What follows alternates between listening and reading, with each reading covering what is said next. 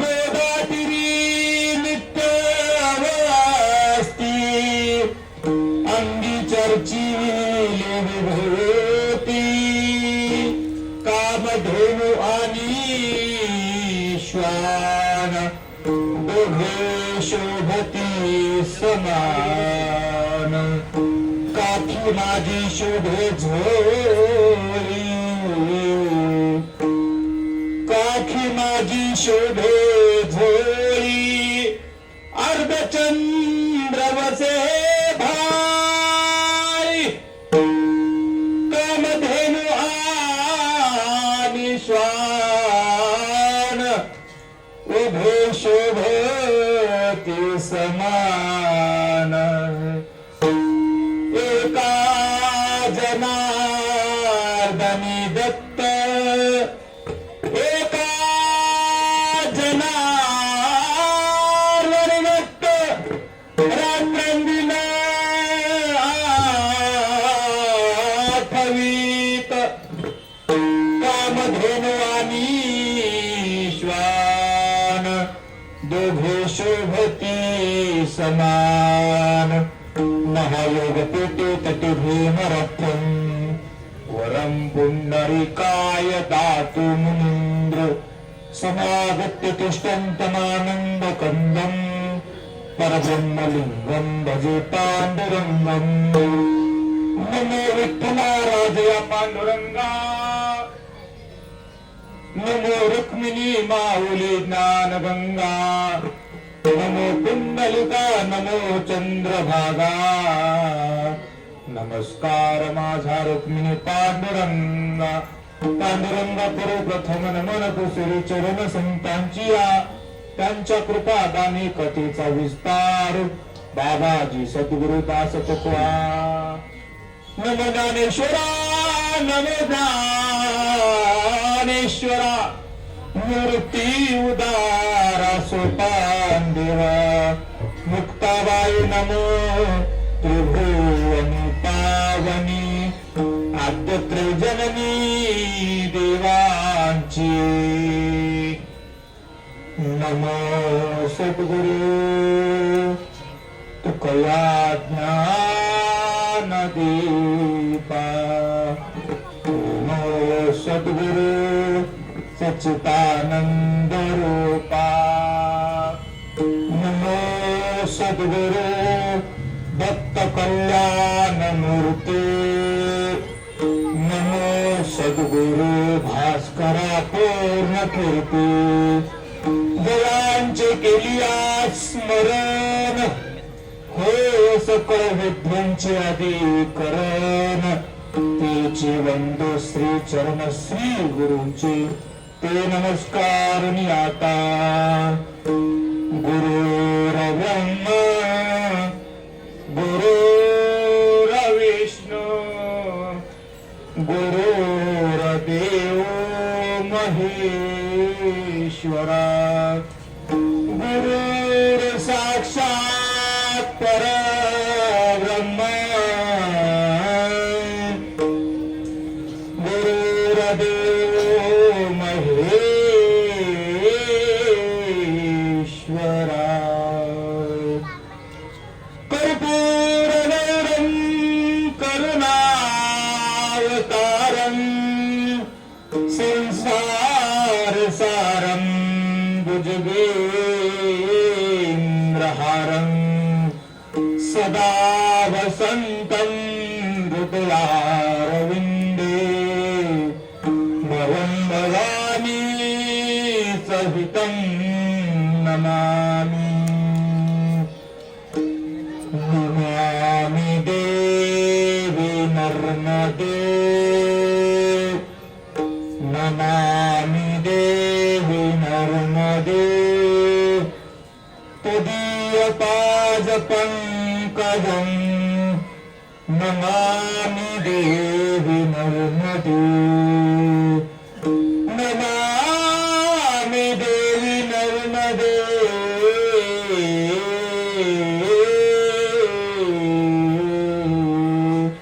वचन ऐका कमलापती माझी रंकाची विनंती करदोडी तो कसे का वाढी आत्माचा वेगवाणी सेवलागे सेवक झालो तुमच्या लागलो निभचरणा अहो स्वामी तुकया ठेवा यावरी न करावा अहेर ज्याची खरी सेवा त्याचा भोकाय जीवा चलो आओ जी पवन कुमार पधारो हरि कीर्तन में राम जी को लाना सीता मैया जी को लाना राम जी को लाना सीता मैया जी को लाना ज्ञानेश्वर जी को लाना तुम जगदगुरु तुकोवा को लाना चलो आओ जी पवन कुमार पधारो हरि कीर्तन में मनोजवम मारुततुल्यवेगम जितेन्द्रियं बुद्धिमतं वरिष्ठं वातात्मजं वानरोत्तमुख्यं श्रीरामदूतं शरणं प्रपद्ये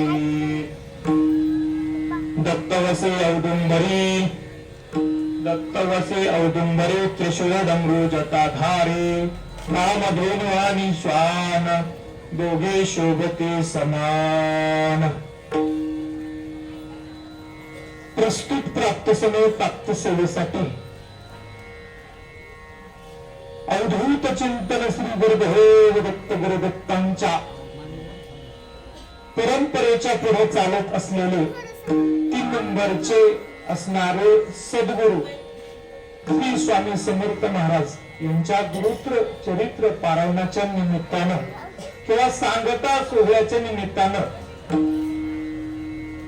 कथेला घेतलेला अभंग पैठण निवासी ज्यांच्याकडे शांती म्हणून पाहिलं जातं असे पैठण निवासी शांती ब्रह्म एकनाथ मार्गांचा 5 चरणांचा अभंग दत्त नामाच्या स्वरूपाचं वर्णन करणारा आणि दत्त प्रभूंच्या पाठीमागे पुढं जे डोळ्यांना दिसते त्या वर्णनाचं चिंतन करणारा हा अभंग आहे. लक्षात घ्या, या अभंगाद्वारे एकतर दत्तप्रभूंची माहिती कळते, एकतर दत्तप्रभूंच्या नामाचं नामस्मरण कळतं, त्याची माहिती कळते आणि दत्तप्रभू कसे आहेत या पद्धतीच्या ठिकाणी त्याचा प्रतिपाद्य विषय त्या ठिकाणी दिलाय. लक्षात घ्या. आता आज तसा अभंग घ्यायला पाहिजे होता. पूर्ण केला मनोरथ, घरा आले कृपाळ, सांभाळले अनाथ, केला निळा पावन. आज आपल्याला त्या ठिकाणी काही आपल्या मनाचा जो मनोरथ आहे, मनातली असलेली त्या ठिकाणी संक्षिप्त अशी संकल्पना आहे ती आज पूर्ण झाली. लक्षात घ्या. या पूर्ण स्थितीला जाण्याच्या आज आपल्या ठिकाणी गोड असा काला करायचा. लक्षात घ्या. एकतर कालही आहे, एकतर ग्रंथाचं सांपदिक प्रमाण, ग्रंथाची सांगता सुद्धा आहे. अशा स्वरूपानं आज आपण या ठिकाणी दत्तप्रभूंच्या नामाचं नामस्मरण, दत्तप्रभूंची असलेली स्थिती, काल जयंती झाली, काल दत्तप्रभूंचा बारकऱ्या पर्यंत हॅपी बर्थडे झाला, तशी जयंती झाली. लक्षात घ्या. बर्थडे कोणाचा घातला जातो, जयंती कोणाची घातली जाते, पुण्यतिथी कोणाची घातली जाते, प्रकट दिन कोणाचा घातला जातो, या गोष्टीला फार त्या ठिकाणी महत्व दिलं जातं. असो, अभंगावर आपल्याला चिंतन पाहिजे. आज खूप काही गोष्टी मी आज या ठिकाणी घेऊन आलेलो आहे. कारण कालच्या भोसरीच्या कीर्तनात ज्यांनी माझं स्टेटस पाहिलं असेल त्यांना समजलं असेल, पण ज्यांना समजलं नसेल त्यांच्याकरता कालचं सुद्धा दत्त जयंतीच कीर्तन होतं. पण काल मी श्रोतेजण सगळे पाहिले, सगळ्यांना फिरून पाहिलं. मागच्यांची काय वळवळ चालली तिथून पर्यंत पोरांची पुढची वळवळ सगळ्यांना पाहिलं. आज जरी मी तुमच्याकडून थोडा खाली बसलो असून उभं राहिल्यानंतर सगळ्यांचे चेहरे एकदम सारखे बरोबर दिसतात. कोण काय करते, कोण काय ऐकते.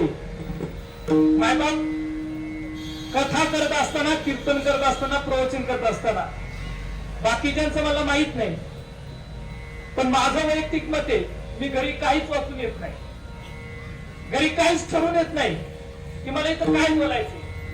तर लक्षात घ्या, या ठिकाणी आल्यानंतर या भाविकांना काय लागतंय, तुम्हाला काय खायचंय, तुम्हाला विचारल्यानंतर कळेल की मला आज तुम्हाला काय द्यायचंय. लक्षात घ्या, संत उदार भरले अनंत भांडार देती आली अशी दान. लक्षात घ्या, हे भांडारे हे साधनेनं भरलेले आहे. कशाने भरले? नामस्मरणाने भरले. जसं हा जीव आहे असंच हा जीव आहे, असंच हा जीव आहे. या जीवानं आज 7 दिवस गुरुचरित्र पारायण केले आणि हे पारायण केल्यानंतर त्या जीवात शिवाचं स्वरूप आल्यानंतर आज तो जीव या ठिकाणी शिव स्वरूपाला प्राप्त होऊन आज तुझ्या कथेची सांगता करत असताना हे भरलेलं आहे. हे रीत नाही मी घरी काय वाचून येतो याचा अर्थ असं नाही का हे मोकळे असं नाही. पण इथं आल्यानंतर तुम्हाला काय लागते, पाहुणा घरी आल्यानंतर पाहुण्याला काय खायला लागते त्याला विचारून दिलं पाहिजे. मला आवडते तू ते खा, बरेच खा नाही. भगवंताला तुम्ही कोणती भक्ती देता? लक्षात घ्या, काही लोक भक्ती करतात कशी, पायी चालतात, अनवाई चालतात, देवाला त्या ठिकाणी त्रास होतो. मी अनेक वेळा नर्मदा परिक्रमा 2दा केली, त्यावेळेस ध्यानात आलं. पंढरपूरची वारी केली त्यावेळेस ध्यानात आलं. काही भक्त अनवाई पायाने चालतात, त्या भक्तीला मी मान्यता देतो नक्कीच.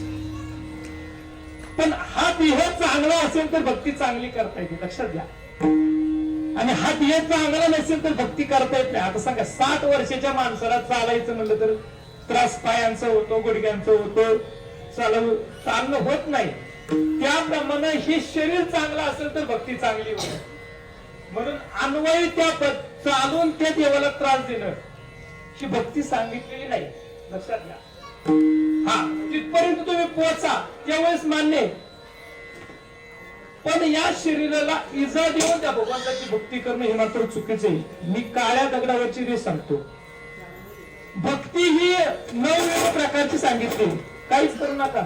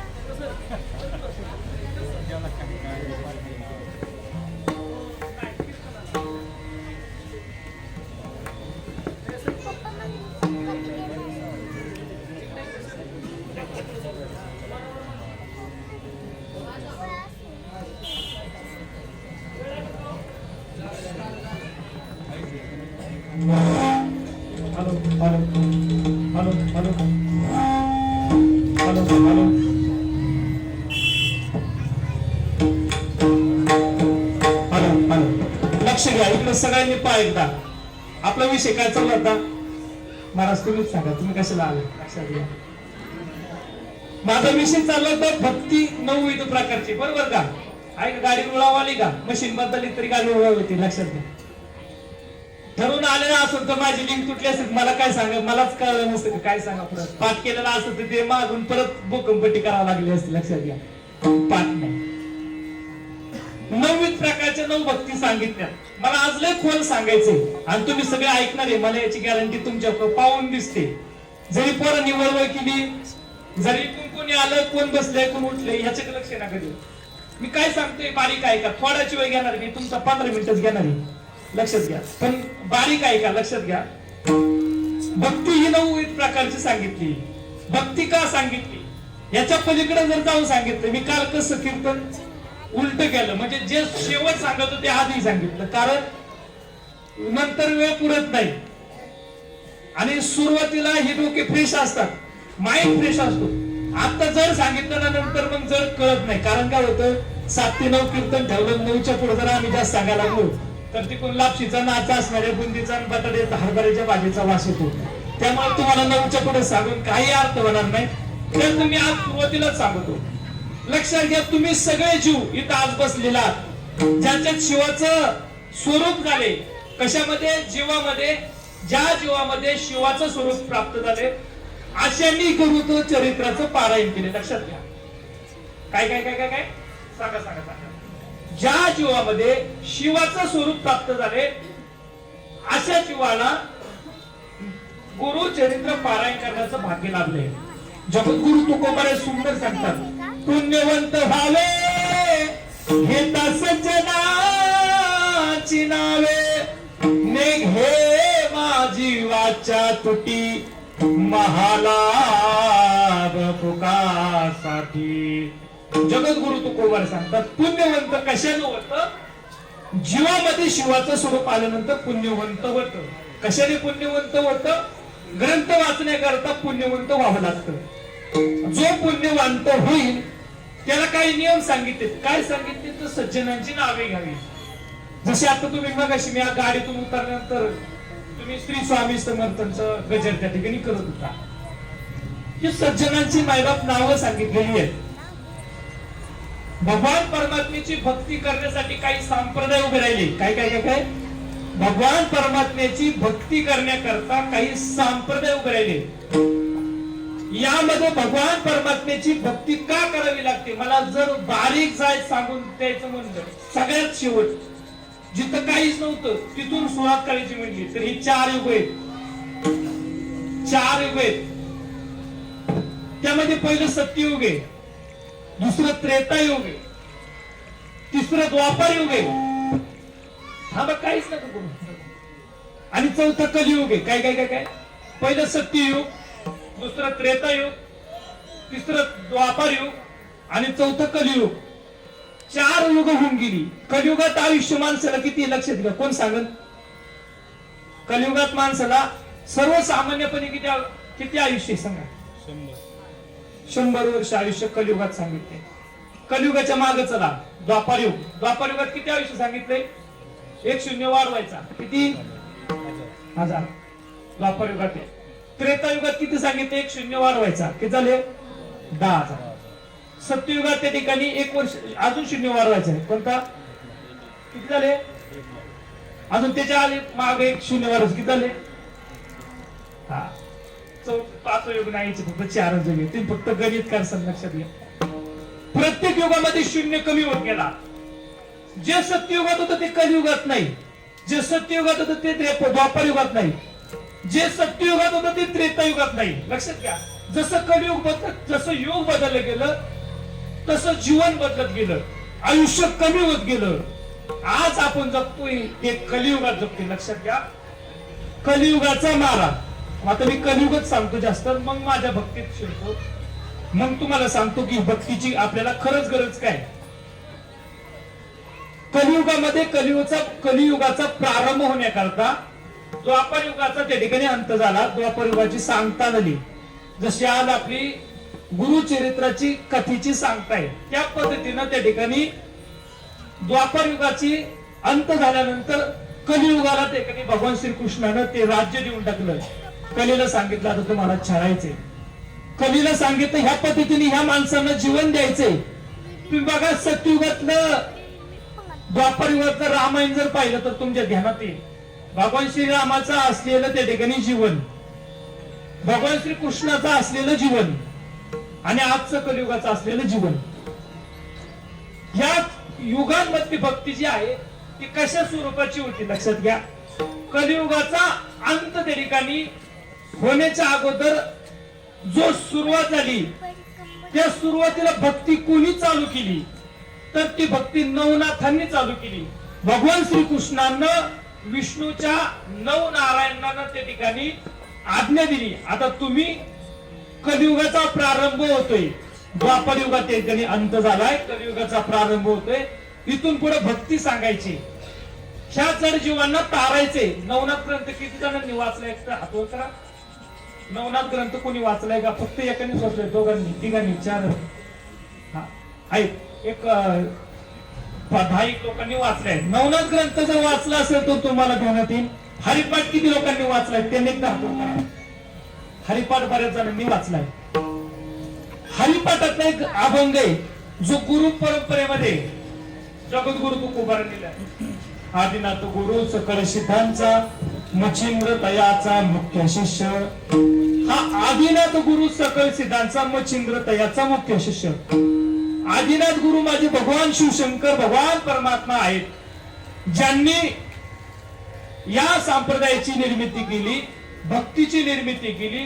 सुरुवातीला पंढरीचा वारकरी कोण असेल तर माझे शंकर भगवान परमात्मा आहे. लक्षात ठेवा, भगवान शिवशंकरांना त्या ठिकाणी माझ्या नेहमी कीर्तनांनी सांगत असतो की भगवान शिवशंकर एकदा एकांतामध्ये पार्वती मातेला आख्यान सांगत असताना पार्वती मातेने त्या ठिकाणी आग्रह केला की तुम्ही हे काय सांगताय, एकांतात काय बरोबर करताय ते आम्हाला थोडं सांगा. आता बायकोने त्या ठिकाणी आग्रह केल्यानंतर नवऱ्याला ते पाळावं लागतं, स्त्री हट्ट पुरवावा लागतो. त्या स्त्री हट्ट बाल हट्ट पोरांनी मोबाईल जर मागितला तर तुम्ही त्यांना देता. कुशाल मुलगा आले त्या जमलं, कुशाला मुलगा आले त्यात पोरांनी मोबाईल मागितला का त्याचा मोबाईल आपण त्याला मोबाईल बाल हट्ट आपल्याला. हा ते आता कथा चालली तरी तू मोबाईल बघेल, ठेव खाली ठेव खाली. पार्वती मातेने त्यांनी आग्रह केला की कथा सांगा. भगवान शिवशंकरांनी चालू केली. जसं माझं ज्ञान आज तुम्हाला जर अवघड वाटत असेल, एखाद्याची जांभळी येईल, एखाद्याला समाधी सुद्धा लागेल, एखाद्याला डुकली लागेल, एखाद्याला पाठ कशा जागा ते रातभर जागला असेल, मग 2 वाजता 3 वाजता झोपला असेल मोबाईल रील पाहून, तर अशी डुकली येऊ शकते. तर त्या पद्धतीनं पार्वती मातेला डुकली लागली आणि पार्वती माता त्या ठिकाणी समाधीस्थ म्हणजे थोडक्यात झोपली गेली. पण हे ज्ञान वाया जाऊ नये याकरिता माझ्या भगवान विष्णू परमात्म्यानं त्या ठिकाणी पाण्यात जाऊन माशाच्या स्वरूपात ते ब्रह्मज्ञान ऐकलं आणि याची निर्मिती पुढे परमार्थात व्हावी याकरिता त्या ठिकाणी प्रयत्न केला. भगवान शिवशंकराला सर्वज्ञ ही शक्ती प्राप्त आहे. सर्वज्ञ म्हणजे सगळं कळतं. काय कळतं? सगळं कळतं. म्हणून त्या ठिकाणी भगवान शिवशंकरानं त्या ठिकाणी पाहिलं की आपलं काहीतरी कोण चोरून ऐकते, चोरून ऐकतंय हा अर्थ त्यांनी पाहिला आणि त्या ठिकाणी कोणताही विचार न करता आपला त्रिशूळ काढला आणि तो त्रिशूळ पाण्यात फेकून मारला. त्यावेळेस त्या माशाला कानावरती लागला. ज्यांनी नाथ संप्रदायाचे भाविक किंवा साधू संत पाहिले असेल तर त्याच्या कानात अशी मोठी बाळी असते, लक्षात घ्या.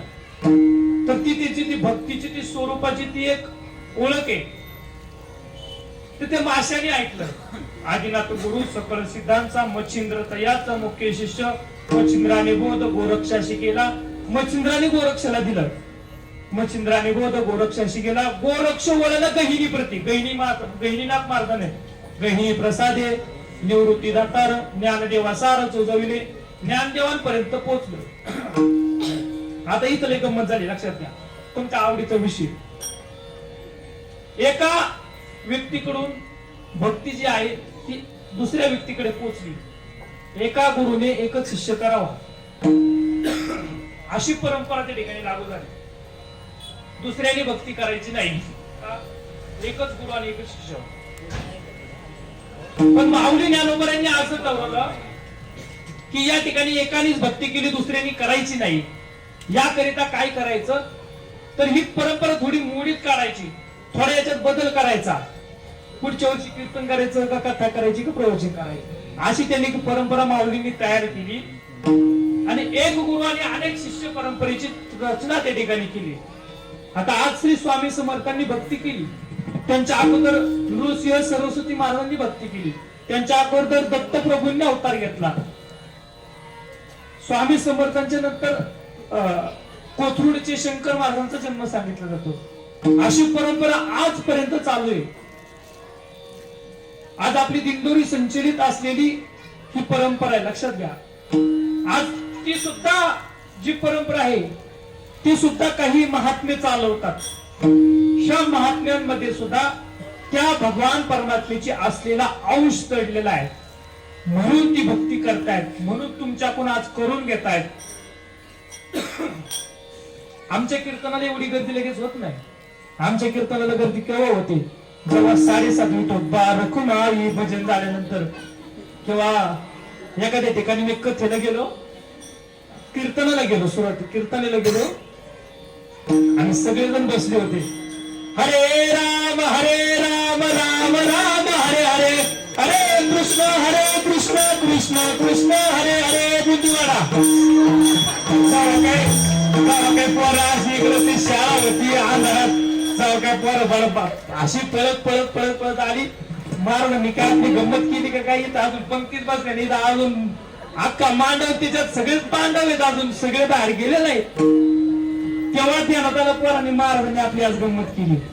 मग दुसऱ्या दिवशी मी वेगळंच केलं. पण आता हरे राम म्हणतात, वदनी कवळ घेता नाम घ्या श्री हरीचे, सहज हवन होते नाम घे पुकाचे. जीवन करी जीवित्व अन्न हे पूर्ण ब्रह्म, उदर भरण नव्हे जाणीचे यज्ञ कर्म. मला पुंडलिकावर विठ्ठल असं पोरांनी जेव्हा ऐकलं तर पोरही विपळत आले. आज हरे राम नाही आपण आज वदनी कवळ झाले. ते काय ना मग त्यांना काय माहिती सातशे नंतर कवा हार घालायचा, कवा कंबर सोडायची, कवा कंबर बांधायची. मला लक्षात की मला सांगायचं उदाहरण असे की भक्ती करत असताना फक्त हा जीव जो आहे तो फायदा पाहत असतो. त्या पद्धतीनं माऊली ज्ञानोबांनी ह्या जीवाचा असलेला फायदा पाहिला. ह्या स्वरूपामध्ये भक्ती सांगत असताना त्या भगवान परमात्म्यानं अनेक रूप घेतली. काय काय काय काय काय भक्ती सांगत असताना त्या भगवान परमात्म्यानं अनेक रूप घेतली. अवतार तुम्हा धरा या कारण कशाला उद्धारा या जड जन जीवा, जड आणि जनाला उद्धार करण्याकरता भगवंतांनी अवतार घेतले. आता देव आणि संत यांच्याबद्दल सांगितल्यानंतर मला अभंगात प्रवेश करता येईल, तसा प्रवेश करता येणार नाही, तसं चरित्र सांगता येणार नाही, तसे संत तुम्हाला कळणार नाही म्हणतात. जमलं बा बरं ठीक आहे, काय अडचण नाही, तसंही कळणार नाही ना असंही कळणार नाही. तुमचं काम तुम्ही, मग आम्ही उद्या आमचं आम्ही चांगले, काय अडचण नाही. लक्षात घ्या, पुनरुपी जनन पुनरुपी मरणम. भगवान परमात्म्याने पुनरुपी जननम पुनरुपी मरणम अशा पद्धतीनं जन्म घ्यायचं आणि मारायचं, जन्म घ्यायचं आणि मारायचं, जन्म घ्यायचं आणि मारायचं. भगवान परमात्म्यानं असे अनेक युग घालवली. त्यामध्ये 4 युग महत्वाची सांगितली जातात. लक्षात घ्या, त्रेता युगामध्ये रामायण घडलं. रामायणामध्ये भगवान श्रीरामानं त्या ठिकाणी रावणाचा वध केला. आता रावणाच्या देहाचा वध केलेला आपल्याला मान्य आहे, पण रावणाच्या अहंकार नावाच्या रूपाचा त्या ठिकाणी वध भगवान श्रीरामांनी केलं. पण आपण काय करतो दसऱ्याला रावणाची मूर्ती आणि हे बाण मारितो ते जाळीतो, पण अहंकार मात्र जात नाही. मी रावण उभा केला, मी जाळला, मी पण जात नाही. रावणाने सांगितलं की मी अशा पद्धतीनं 33 कोटी देवांना त्या ठिकाणी बंदीखाना केला. ज्या भगवान शिवशंकराच्या असलेल्या भक्तांनी ह्या 33 कोटी देवांना बंदिस्त करण्याचा मान ज्यांनी मिळाला तो रावण आहे. आणि तो रावण विष्णूच्या अवताराला काय गाभात आहे. शिवशंकर तर आदिनाथ गुरुचे, गुरुची भक्ती करणारा भगवान विष्णूचा राम माझं काय करेन असा अहंकार रावणात होता. तो अहंकार आपला जात नाही. लक्षात घ्या, मला देव संत सांगायचे, देवानी अवतार घेतला आणि राक्षसाला सांगितलं तू अवतार घे.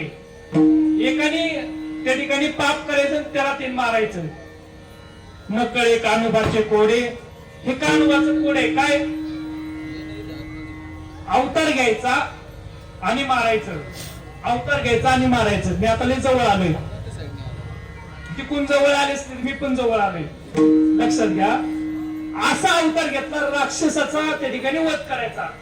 पण आता एका वर चलन तुमच्या सत्ययुगातही तेच केलं, द्वापर युगातही तेच केलं, त्रेता युगातही तेच केलं.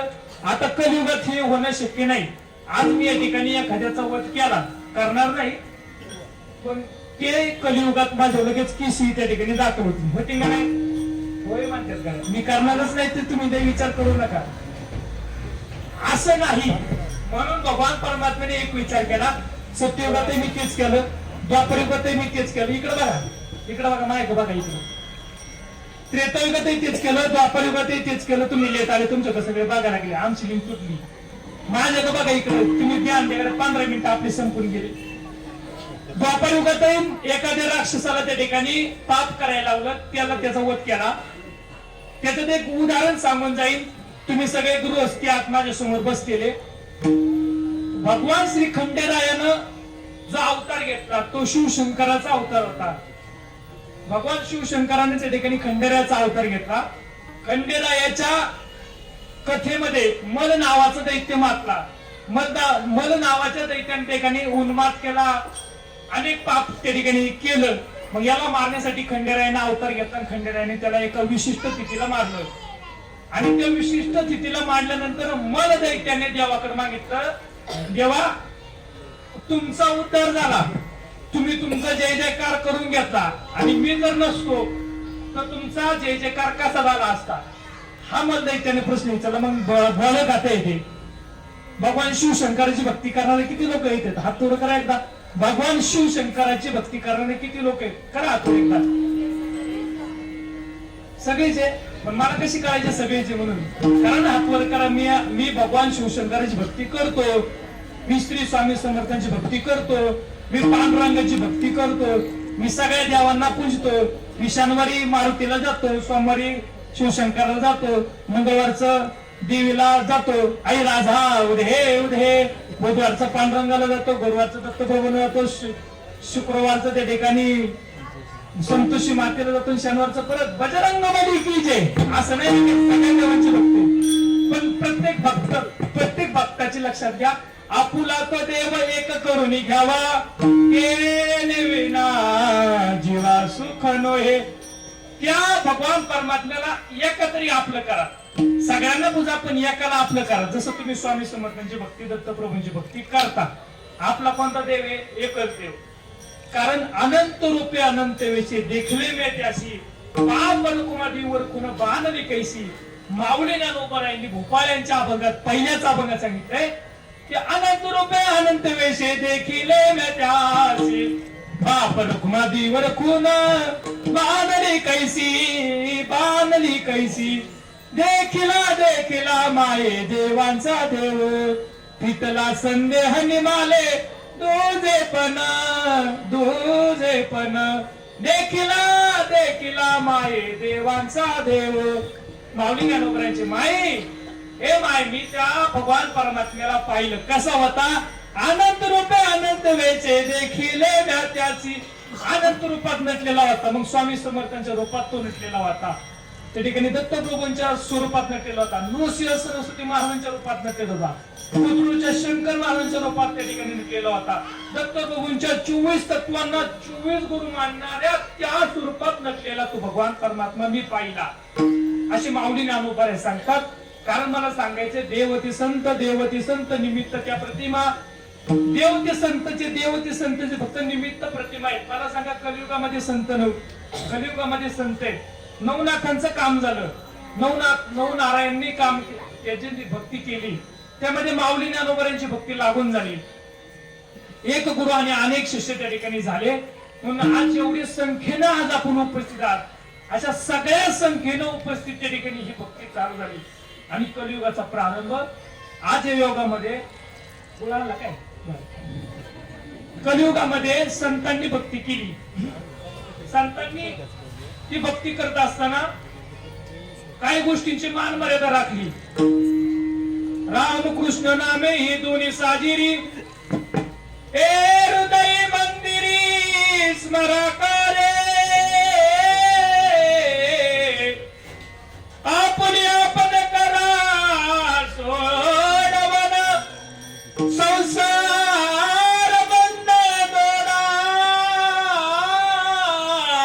वेगी गोळाची परंपरा आहे बरं. गोळाचा आवाज येतोय. माऊली ज्ञानोबरांनी सांगितलं, राम आणि कृष्णाचं स्मरण केल्यानंतर आपण आपल्या या जीवनातून मुक्त होतो. ती सोडवणूक करायची असेल तर आपल्याला करावी लागेल. एकाच सद्गुरू आपल्याला या ठिकाणी जीवनात सोडू शकतो. मी आता थोडं जवळ येतो. लय लांब म्हणण्याला का तुम्हाला लय कासरा लांबून मारता का? गायले रानतुडी ती. त्याच्यामुळे लय आपलं कुटी करून आपली एका बाजूला टाकली का ती आपली एका जागेवर गपगुमान खाती. तसं लक्षात घ्या. संतांनी अवतार घेतला, देवाने अवतार घेतला. पुनरुपी जननम पुनरुपी मरणम. राक्षसाचा अवतार त्यांनी मलाच सांगायचं राहिलं. मल नावाच्या दैत्याने भगवान शिवशंकराकडे मागितलं की तुमचा जय जयकार झाला पण माझं काय. तर मल नावाच्या दैत्याने सांगितलं देवा मला हे दे. काय दे? गुळ दे. नाही देवा मला काय दे? तर त्या मल नावाच्या दैत्याला मारलंय ना. मग देवा तुम्हाला माझं नाव तुझ्या आधी लागू दे. काय लागू दे? आता तुमची नावं नंतर लागत आहे का नाही? बापाचं नाव जाते आणि आपल्या यांचं पप्पेच्या बापाचं नाव येते का नाही? तसं मल नावाच्या दैत्याने सांगितलं देवा माझं तुझ्या आधी नाव लागू दे. म्हणून त्या ठिकाणी भगवान श्री खंडेरायाला आपण एक शब्द पुकारतो. तो कोणता? तो मलहारी. म्हणजे मल्हारीला मार, मल नावाच्या दैत्याला हारलं म्हणून मल्हारी त्या ठिकाणी शब्द झाला. तसेच आमच्या तुळजा भवानी मातेचा महिषासुरमर्दनी, महिषासुराचं वर्धन त्या ठिकाणी मर्दन केलं म्हणून महिषासुरमर्दिनी. आता मला विषय सांगायचा नव्हता पण आला तर सांगून जातो. आपण त्या ठिकाणी एक विचार करतो की देवाला आपण कोंबड कापितो, बकरू कापितो. ती कशाला? तुम्ही म्हणता देवाला कापित. नाही नाही, चुकीचं आहे. ती कुठं कापित? देवाच्या एखाद्या कोपऱ्यात कापित. देवा समोर नाही कापित. का? कारण त्या दैत्याला त्या रक्ताचा असलेला अभिषेक त्या ठिकाणी सांगितला होता म्हणून तो त्या